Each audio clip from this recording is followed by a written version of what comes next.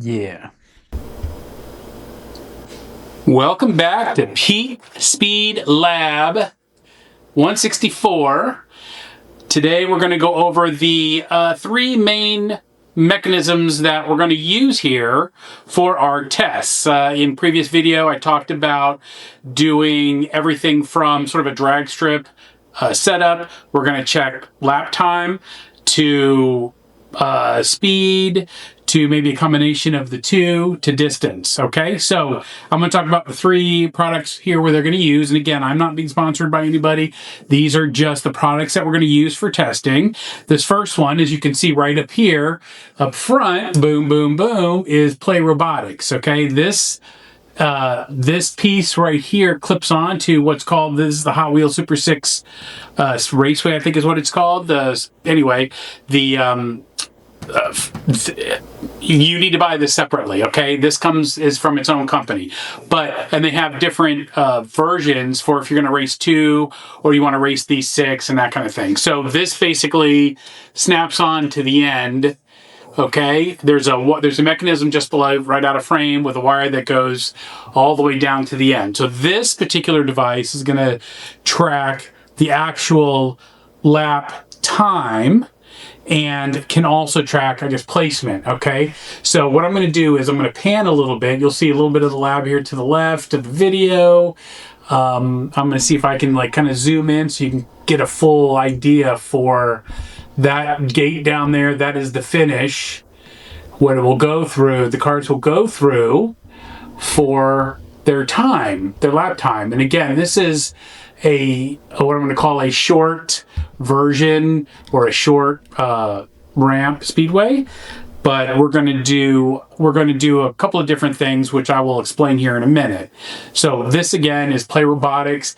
It's worked great, and actually I had an issue with one of the lanes, and they were super fast to respond, gave me some instructions on how to resolve the issue, and it worked perfectly. So I'm real happy so far with this product and with their level of service, if that's something that you're interested in as well.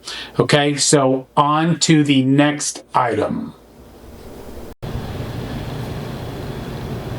Back to the video here. We've got the next item set up. This is the Hot Wheels gate that came with this track. You will see that there are 6 tabs, one for each lane. The little digital box up there, all it does will tell you which car made it through the gate first. With this particular system, you can race 6 cars to get a good time, or you can race fewer if you want to get a sense for who's coming in first. That's pretty much what it's going to rate. But it'll be fun. It's a fun little addition. You can see that it fits into slots that are attached to the bottom of this part of the track. I mentioned that in the previous video as well. And then down the road, what we're going to test is we're going to see cars that maybe come in first when they're competing against other cars, how they're going to end up with their time. There's a little bit closer look at the PlayRobotics gate. So we'll have an extended track down the road to see, hey, if a car comes in first, does it actually carry its energy or its speed to the end of, let's say, an extended track? We'll kind of play that out, but it'll be some fun experiments to do with a bunch of cars as well. Once again, we talk about how gravity and mass are competing with the friction.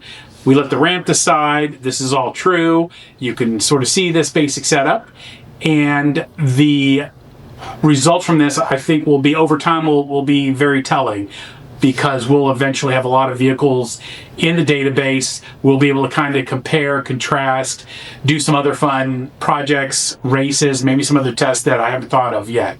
In any event, this is where we're at now, and we're going to go on to the third mechanism, which will be the speed trap. So here we have a product by Cook's Projects. This is the speed trap, and I've got it set up. You can see it's sort of balanced up on these ridges for the lane, but this is for a 2-lane setup.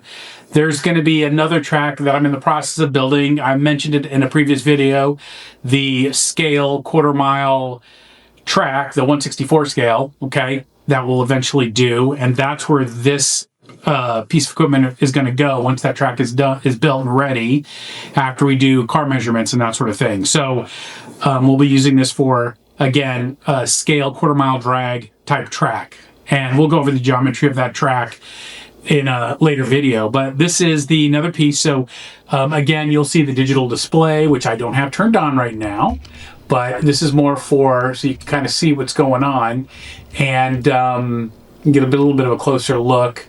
They'll have the lights on there when it's ready. But again, this will measure both miles. I think I got the miles per hour one, but in the database, all these measurements I'm going to do, I've talked about the tools I'm going to use to measure the vehicles.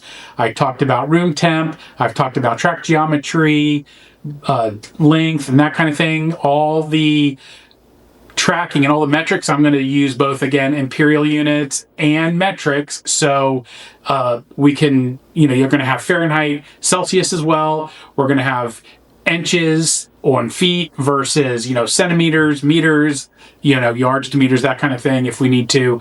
But I'm going to make sure I have both results of both measurement systems, okay, in this database.